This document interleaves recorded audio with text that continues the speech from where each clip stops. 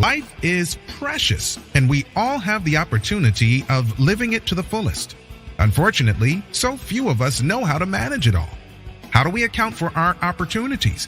How do we account for our time? How do we account for our relationships, health, spirituality, homes, finances, influence, and careers? How do we account for the one life we have to live? I am so glad you asked. In this program, you will find answers to all of these questions and more. Welcome to the Account for Your Life podcast with your host, the healthy accountant himself, Jay Moore. What's happening, everybody? I want to welcome you back to another episode of the Account for Your Life podcast. Jay Moore here, the healthy accountant, helping you to account for your life. Whoa, today is, what's today? Man, another day, man. Another day that we get to live this life, man. And if you're here with me, if you're catching the podcast, if you're on the replay, whatever time zone you are in, you are blessed. You are blessed because, man, I'm going to tell you, some people did not make it over last night. Some people didn't make it over to this week. Some people didn't make it over from, 2 weeks ago. And you know what I mean. So we are blessed and you are highly favored. And today we're going to discuss some business. So hopefully you got your business hat on, and hopefully, you're in business or you're looking to start a business, especially purpose driven. You want to connect that. You want to make sure you connect purpose to business. But guys, there's a great debacle happening right now when it comes to business, and very, very well and good intending people are starting businesses, and they're falling into one of the biggest traps that I see. And so I'm going to be sharing a lot of this today in my challenge. But I'm going to just kind of give a quick preview here of what it is that I'm going to be helping people to understand when it comes to one of the highest levels of business. It's the highest level of business. And even the universities know this. It's the highest level. Because when someone says they have a master's of business administration, a master of business management, you look at them different. I want you to think about this. You look at you got the MBA. Oh my goodness, you went to the top. Management. That's the highest level of business. Now that's not the business, but that's the highest level in the business. And I'm calling this the principle of the accountant, right? The accountant, which, guys, God, God is an accountant. God counts things. God keeps track of things. God makes sure things are in order. God makes sure that things run according to plans. That's why I call this the principle of the accountant, because if you're going to manage, you've got to understand the principle behind what God is looking for us to do. So just think about it. The highest level of business. This is the debacle where people go into business and they just go in, right? They don't know how to manage. They think they know how to count, but they don't know how to count. They're not keeping track of the counting. And what do you think happens? All sorts of mistakes. Hey, even accountants make these mistakes. Yes, look, accountants are notorious. I'm going to throw the whole industry under the bus. Accountants are notoriously making mistakes when it comes to their business, because most of us get in the business to do work. Most of us are just worker bees. I know. Or most of them are worker bees. I'm going to just say them because I'm no longer a worker bee. I'm someone who now looks and sees and looks at, okay, what is it that we are managing? Guys, okay, let's look at this thing called management. And what is management? And what is this principle? Here's the principle. In Genesis 2, let me read it. In Genesis 2, there's a text that that is overlooked. Most people don't really get it. Thus the heavens, I'm going to start Genesis 2:1. Thus the heavens and the earth were finished. Thus the heavens and the earth were finished, and all the host of them. And on the seventh day, God ended his work, which he had made. And he rested the seventh day from all his work, which he had made. And God blessed the seventh day and sanctified it. And because of that, he rested from all his work which he had made. It's interesting how they just keep saying the same thing over and over. All right, so verse number 4, it says, these are generations. So now it goes back. These are generations of the heavens and of the earth when they were created in the day that the Lord God made the earth and the heavens. Verse 5, in every plant of the field before it was in the earth, and every herb of the field before it grew, for the Lord God had not caused it to rain upon the earth, and there was not a man to till the ground. Principle of management right there. God's not going to do anything unless there is a manager, unless there is a management process. Even though he has the great idea, even though he knows where he's going, he is not going to get things started and nothing gets counted and nothing gets pruned and nothing gets put back in place. No. God's not going to do that. Why would you and I start business? Because I did it. Why would you and I start a business? And we can't even count. We don't even understand the count. Not even that we can't count, because you know how to count. You know how to do additions and subtractions. But we can't even count or know what is going to be counted. See, in this principle of management that God establishes, he says, yeah, I knew what the heck I was doing, but I'm not going to be the manager. Check this out. God says, I'm going to create everything. I'm going to set the process in place. I'm going to come up with all the new ideas. I'm going to make sure everything is in place, but I ain't managing that. I'm not managing any of it. That's why it says in Genesis chapter 2 and verse 5, it says, in every plant of the field before it was in the earth, in every herb of the field before it grew, for the Lord God had not caused it to rain upon the earth, and there was not a man to till the ground. Most people don't read this. I remember when I got introduced to the statement, I was like, oh my goodness, that's management. But I didn't understand management, right? People go to school, they get the MBA. That's why the MBA is the highest level, right? When you tell somebody, I was on the phone with somebody just yesterday, said, oh, they were 45, they just went back to school. They went back to school at 45 to get a master's in business. And it's like, they were up here. They went to school, they got the theory. But they don't understand the process. Yeah, this happens in business all the time. You can go to school and get the highest level degree and come out, you're esteemed. You're like, whoo, got my CPA degree. I got my CPA license, man. Oh, you can't stop me. I'm telling you, man, that's how I felt. You can't stop me until you ask me a question. You can't stop me until you ask me to solve a problem, right? So that's what happens to many of us, right? We think we understand something. I got to go back to what my mentor said. He said, you don't get to learn anything until you do something. You should probably, listen, put that to memory. You don't get to learn anything until you do something. So when you think about management, God is saying, okay, all I had to do was open up the heavens and allow it to rain, and my creations would just come. But if I don't put somebody there to manage what I'm creating, then I don't play. God's like, I ain't living there. I ain't creating it for me.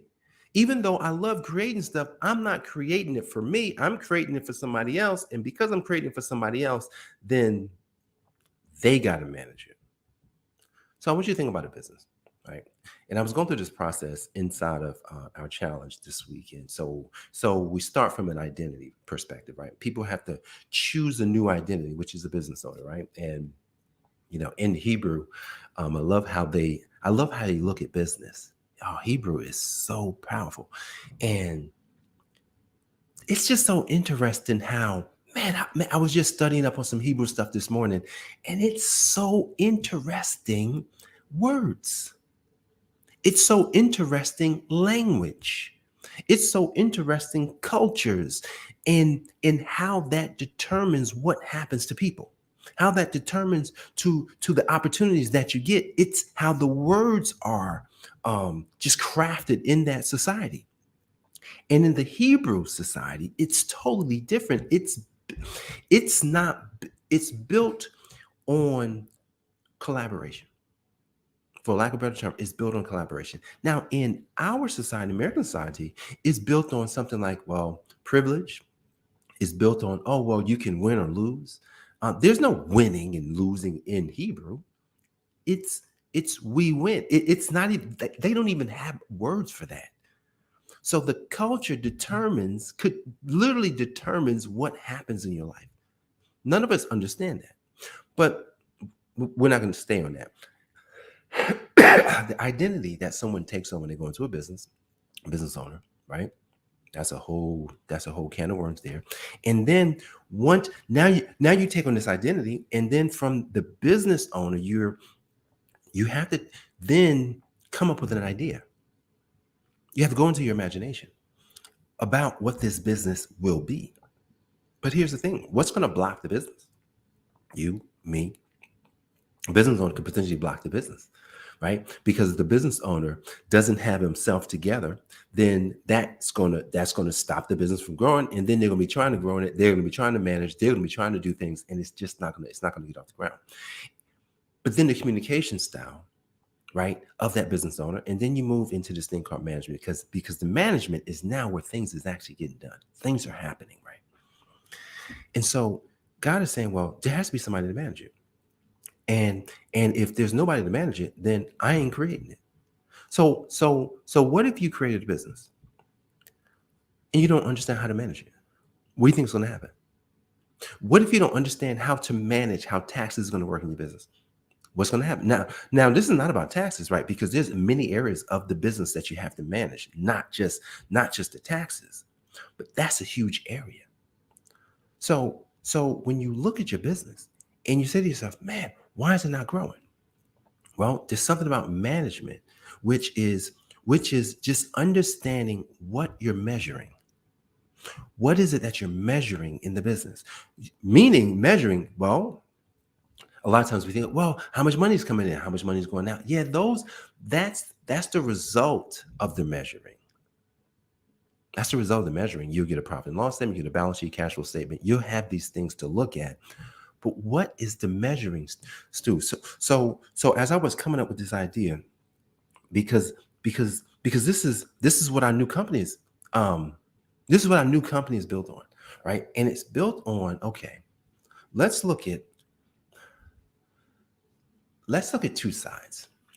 So we have a business, we're looking to solve a problem, or we're looking to provide a solution, and we have the solution, but then there's somebody else needs a solution, or somebody else has the problem. So the question is, how often are we trading this idea, or how often are we getting into a basic win-win? See, in Hebrew, there's only win-win. There's no win-lose. But in the American culture, there's win-lose. Meaning we could.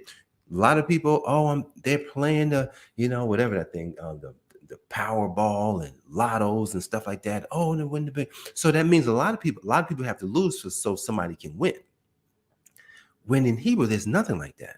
It's always win-win. It's like, okay, it's kind of like, back in those days, a farmer would, farm for milk and dairy, and then the other farmer may be farming for wool, so they trade. Like, okay, you got the dairy, I got the wool, let's trade. That's the same thing. So in business, it's like, hey, you need something and I have something. But the key is making sure that it's a win-win. See, and that's what happens, right? So as the business, we're looking to get in exchange money. So we're going to ask someone to give money. I'm going to say, hey, give me $10,000. Give me $10,000 for something. They're going to say, $10,000? Wow, that's a lot of money. Okay, we have the potential to make 100,000. Oh, okay, with that 100, can I really make 100,000? Like, that's really the idea, right? So if I was teaching somebody, hey, can somebody about my business, If I was just teaching somebody about my business, and I can apply this to other business, but if I just teaching somebody about my business, I can help them. I can help them make money faster. How? Because I can show them how to read tax returns. Hey, if I teach you how to read tax returns, then you can charge more money when you, instead of charging a little bit of money, and you can prove why you can charge more money, because you're able to help somebody because you saw a problem that they had that they didn't even know they had, but then you can educate them on that problem. So someone that needs that skill could potentially easily pay me $10,000 for that, because I'll say you can easily make $100,000 this year doing that, because dude, you probably only need to get worst case 20 clients. Worst case. Worst case. Think about this. You only have to get 20 clients this year to make 100 grand. $5,000 a client. Do you think that's worth it? That's a win. Like somebody would easily pay me $10,000. Now, okay, what about a person? Now let's remove it. Then you got the person who is the business owner, right? They are the business owner and they're in business or they're about to start business. And they had this great idea. Hey, next year they plan on doing $1 million in sales. Okay. If I can help you to avoid $100,000 in taxes, is that worth $10,000? What? Yeah, it's worth $10,000. You see how this works? It's so overwhelmingly huge. But here's the thing. We're talking about management. You have to understand what both sides are. You're managing both sides of a situation. What I mean is, a lot of times as a manager, you think, oh, I'm just managing the numbers. You're not just managing the numbers. You're managing the exchange. You're managing how the exchange works. And the exchange process happens because listen, God knew. He says, hey, all I got to do is let it rain. That's what he says in Genesis 2. All I have to do is let it rain. If I let it rain, this thing gonna blow out of order. But before I let it rain, I'm gonna get somebody else who I can show, hey, this is what you got to do. You just have to make sure this stuff doesn't go crazy, and you manage it all, and you make sure everything is dispersed. That's what I did. So what do we do when we start a business? Oh, business. You're the business owner. You do not have to be the manager.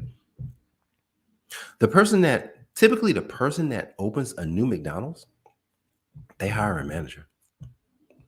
Now they oversee the manager, but they hire a manager because they may come in and they may be there a lot early, but they still hire a manager because the manager has to be there to manage the staff. As the owner, you don't want to have to manage the staff. You want to make sure you're only managing the managers. You're managing the management.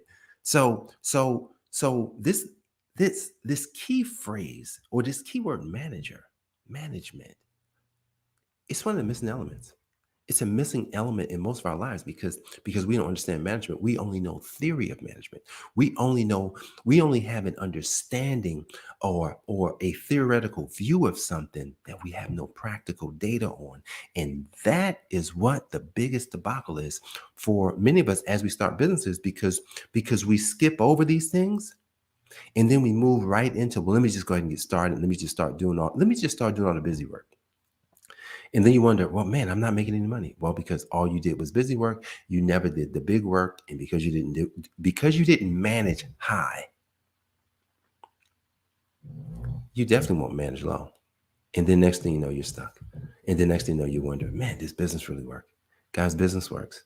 And it requires something that it just requires a different level of faith. Like in Hebrew, someone's in business, high character, high noble, like that's a noble character. That's a person that person is called a business professional, is someone, a man of faith. Are you a man or woman of faith? Because if you're a man or woman of faith, you should be in business. You should be helping people. You should be managing. You should be managing an idea. That's your job. You should be managing an idea to help people to get to where it is that they need to go, so that Look, at the end of the day, you hire people to manage and you hire people to do the work, and you focus on the big stuff. That's what God does. God never came down here and did none of the work for us. None of the work. All God did was God created it. God set it in motion, left it, and then he allows us to manage it. Now we can get his help because he's way better at everything. So why wouldn't we have him at least lead us into where it is we have to go? So guys, look, don't make these debacles. Make sure you understand this key phrase or this keyword management. And just because someone goes to school for accounting degrees, CPA licenses, MBAs, that does not mean they understand really what management really is all about. So guys, I thank you for joining me for this episode of the Account for Life podcast. It's Jay Moore, the Healthy Accountant, helping you to account for your life. God bless. I'll see you in the next episode. Peace. Thanks for joining us, listening friends. We are so glad you invested this time with us. Always remember, you only have one life to live, so live it to the fullest. This has been the Account for Your Life podcast with your host, the Healthy Accountant himself, Jay Moore. Until next time, make it a great day.